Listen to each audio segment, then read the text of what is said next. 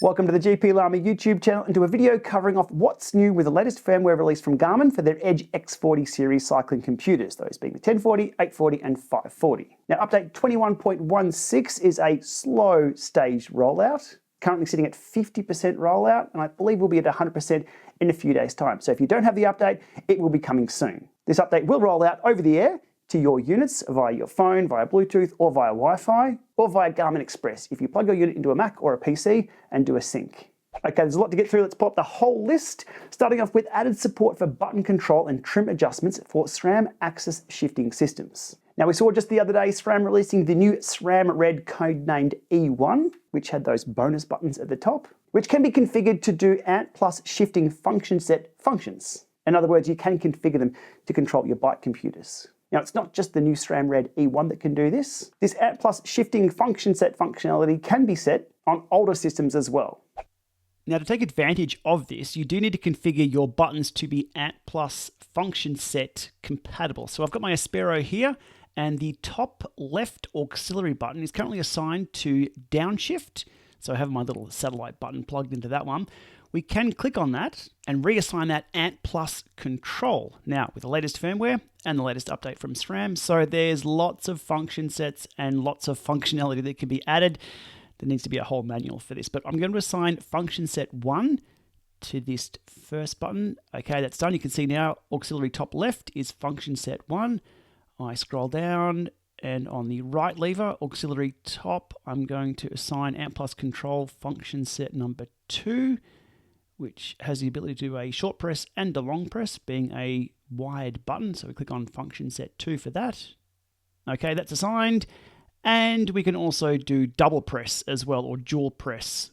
So auxiliary top left plus right, we can assign that as well to something. But do note, that can introduce a delay for gear shifts. That's another rabbit hole that I won't cover right now. Also note that wireless blips can be used for this functionality, or any of the existing paddle buttons too. Anyway, once they're set up, you can then change screens or do whatever is configured on your compatible Garmin head unit with this new update, 21.16. If you're familiar with Shimano D-Fly functionality with those hidden buttons on top, this is effectively the same as that, but with an open standard, ANT plus shifting. So while this is labeled SRAM AXS shifting systems, technically it could be any shifting system that implements the ANT plus shifting protocol and those function set buttons. So good to see that compatibility there. Also, the trim adjustments will now be shown on screen when performing different trims, either front or back, on your SRAM AXS system too. Next up, and the only other added function for this firmware update, added the ability to send and share locations from Apple Maps. I tested this the other day while out for a ride, dropping a pin and having my unit navigate me there. Let's see how that went. Okay, out here on the rail trail the other day to test this, and we'll pull up Apple Maps and get rid of the Garmin for now. So Apple Maps, we'll scroll in and we'll drop a pin at the end of the rail trail that I'm on, which is 6 or 7 kilometers from my current location. And scrolling in, and we'll drop a pin right about there. Okay, 7.1 kilometers from where I am. And I want to hit the share button, the share icon, and send that over to the Connect app. So pulling in the Edge 1040 back on screen, selecting the Edge 1040, and almost instantly that location has been received. The pin was received and saved to navigation. Okay, do I want to check it now? Click on OK to that. That will present me with the route. I'll click on Ride, and there we go. Calculated very, very quickly, and okay, I need to change my heart rate strap battery. Thanks, Garmin. But there we go, working as expected. Okay, continuing on through the list here, and I'll flip the next two because there is a new added functionality on the fourth item there. Added lap ascent and descent data fields. It can be configured on these head units. Now, unfortunately, they're not selectable on the lap summary page, but they are configurable data fields that can be put on screen as shown here. Okay, onto the fixes, and there are many, many fixes included in 21.16. Fixed glance refresh issues on the main page, fixed solar graph display on post-ride highlights page, fixed courses with special characters not loading properly, fixed connectivity for Polar Verity Sense. I believe it's a heart rate monitor of some type. I don't have one of those. Actually, I probably do have one. Anyhow, that's where I keep all the junk. Okay, continuing on, fixed an issue with group ride course downloads. Group ride is pretty cool functionality where you can set up a group ride, assign a course to that group ride. That course will upload to the cloud. Garmin will then give you a little, I think it's a 6-digit code, which you can then give to your friends. They can enter that 6-digit code. I think it's 6 anyway, but people can put that code into their systems and it will pull down the route straight away. So route sharing becomes a lot easier with group ride. If I haven't covered that already, let me know in the comments. I'll cover that as a separate video in itself. But they fixed an issue with that, good thing. Fixed an issue where lock on road setting was not being honored. Okay, fixed an issue where true up activities could not be deleted.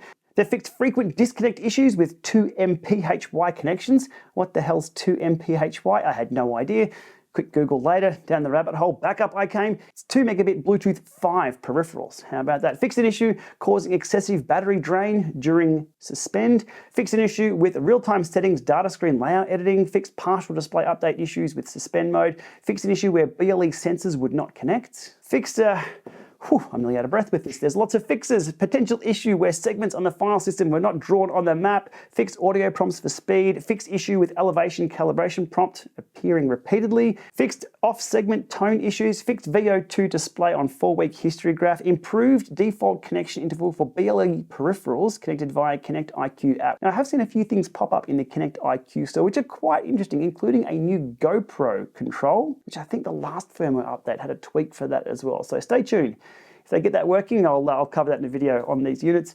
Fix an issue causing translations to be removed. Fix a crash when importing large GPX files, so routing files. Fixed road lines being drawn with the wrong style. Now that's interesting. A few months back, something did leak into the beta, and that was road type. I'll pull that up on screen here.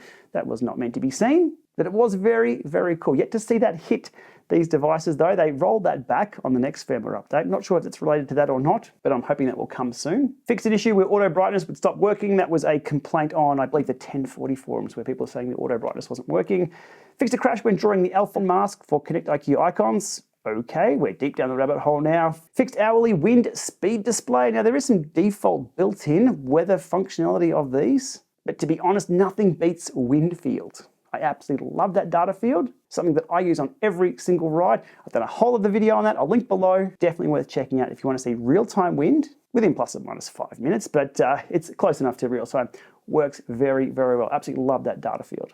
Fixed workout comparison graph in ride history. Fixed gear battery data field for certain ANT sensors. Now, like all these line items, I'm trying to code what these actually mean. So ANT, not ANT Plus, and gear. Now, I believe the only gear sensor that uses ANT, not ANT Plus, would be Shimano Di2. That's my best guess at what's going on there. Something fixed for Shimano Di2. Fixed Connect IQ data fields with developer data not appearing correctly. Fixed an issue displaying courses on certain maps. Fixed positioning issues near Chinese borders. Now, they don't say exactly what side of the border that's fixed on, just near Chinese borders. Interesting stuff. And finally, fixed searching issues with a Japanese keyboard. Okay, so that's the whole list. Hopefully I've got all those right and haven't missed any. But the key takeout is these units now support that ANT Plus shifting function set, which means more customizability with those buttons however you like to set your bike up.